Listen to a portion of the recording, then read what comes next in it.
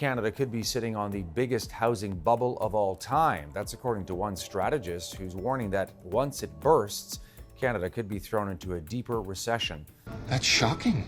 It's Canada. Canada's housing crisis is getting worse by the day, and the whole world is starting to pay attention. But what many don't realize is the housing crisis is caused by excessive red tape and regulations that actually make it illegal to build affordable homes in Canada. With major cities in particularly bad shape, Canada has been hit by a decade of soaring prices and declining availability. Finding a basic apartment to rent in a safe area of a mid or large-sized Canadian city has become increasingly difficult for those with a low to medium income, and the laws around building housing are making it much worse. For decades now, zoning restrictions have limited developers to constructing either single-family homes or condo towers in residential areas, leaving a substantial gap in housing options, often referred to as missing middle housing. Why is this happening, and what can be done? Are there still any affordable homes left in Canada?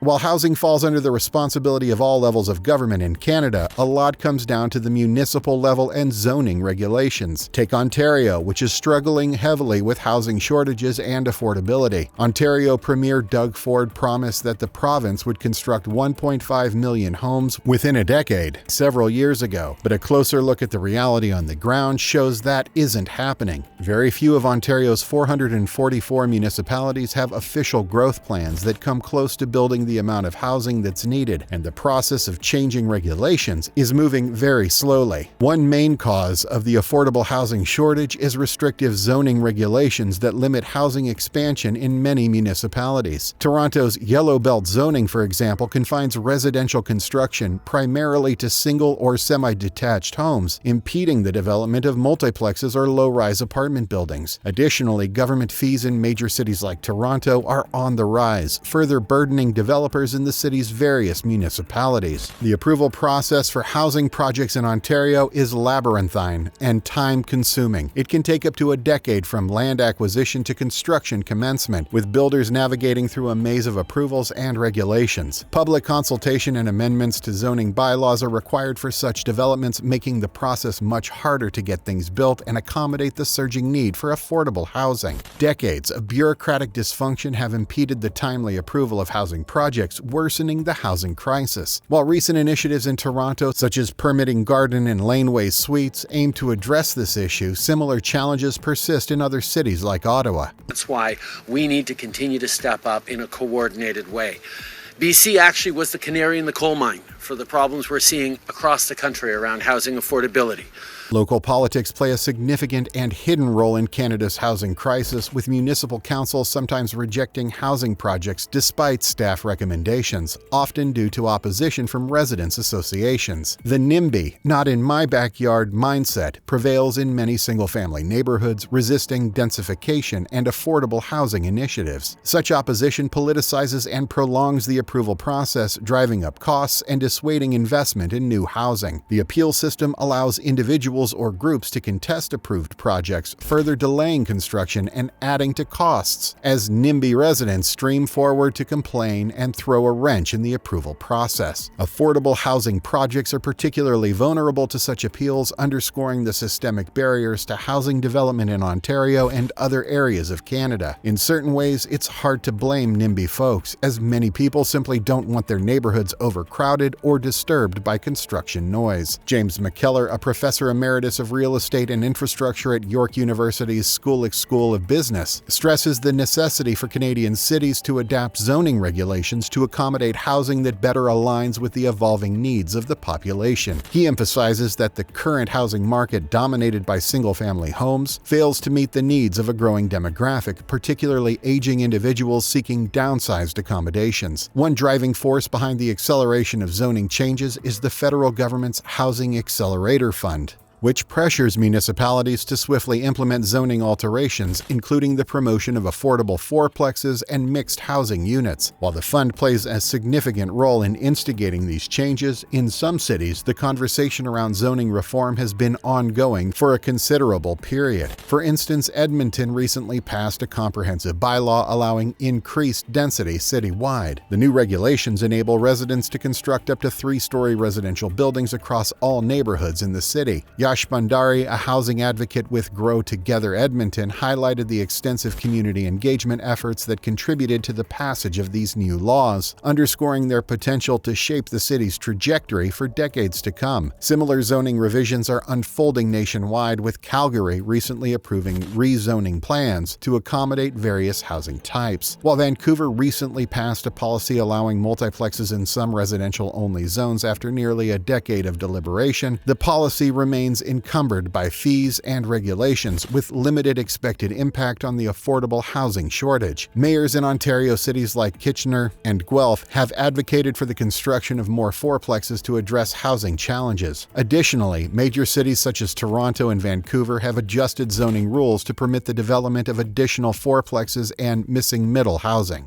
Zoning regulations are slowly changing to accommodate denser housing in cities from Hamilton and Halifax to Kelowna and Calgary, but it's nowhere near keeping up to the demand, and prices are nowhere near affordable to a growing segment of Canada's population. While many cities are embracing change, such as those mentioned earlier, many others are lagging behind. Ottawa, for instance, has been notably silent on zoning reform efforts, raising concerns among experts. Dean Tester, a housing advocate, criticized Ottawa's outdated zoning bylaws and policy stagnation, attributing these shortcomings to a lack of engagement with young stakeholders and an entrenched status quo. Furthermore, Tester highlighted Ottawa's significant issue with vacant residential land, emphasizing the urgent need for action to address housing affordability and urban sprawl. Despite the momentum generated by zoning changes, experts emphasize that this is just one piece of the puzzle. There are also big roadblocks on the construction side, where developers grapple with challenging market conditions, including a shortage of skilled laborers in the construction sector and skyrocketing costs of materials. The pandemic-induced spike in the price of labor, equipment, and building materials further compounds these challenges. With rising costs of material and labor, it forces builders to sell new homes at a much higher price. This also makes securing financing more difficult as central banks increased interest rates. Addressing construction costs and labor shortages are also crucial aspects of a comprehensive solution to the housing crisis. There's also been a profound impact by platforms like Airbnb on Canada's housing landscape, and they have also brought up the many regulatory loopholes that exist in this domain. As more and more properties were purchased to be used for short-term rentals, there are less options available for long-term residents in Canada, further inflating the prices of properties across the nation, particularly in metropolitan areas. Cities across Canada have implemented various measures to address the challenges posed by short-term rentals, including licensing requirements and zoning regulations. However, illegal listings and enforcement issues persist, raising questions about the efficacy of current regulatory frameworks. Moving forward, addressing the housing crisis requires a multifaceted approach that includes attention to specific issues. The first step that the Trudeau government has already taken in the right direction is its ban on foreign ownership of Canadian properties. Over recent years, foreign investment in Canadian residential real estate has been on the rise, leading to growing concerns about housing affordability in cities nationwide, particularly in major urban centers. The influx of foreign capital has also raised fears of Canadians being priced out of their local housing markets. The ban on foreign ownership of Canadian housing, which is currently slated to lapse on January 1, 2025, will be prolonged until January 1, 2027. This extension means that foreign commercial entities and individuals who are not Canadian citizens or permanent residents will remain barred from purchasing residential property in Canada, reducing the demand for what little housing is available. While NIMBYism needs to be dismantled where it's making affordable housing impossible, the desire of communities to stay safe also needs to be taken into account. Not all residents are equally desirable, which is why Canada needs to reduce the number of immigrants coming to the country. While regulations need to be expanded to allow for denser housing in crowded, in-demand areas, Canada also needs to expand more away from its 6 main cities into the smaller towns and rural areas. Canadians don't have to all live along the U.S. border in overcrowded, polluted cities, and it's time the government put more support behind expanding beyond bringing everyone into the same crowded urban centers and then acting surprised when there's nowhere to live. Property taxes need to be brought brought down to manageable levels to make housing more affordable and stop proposals like Toronto Mayor Olivia Chow's recent insane suggestion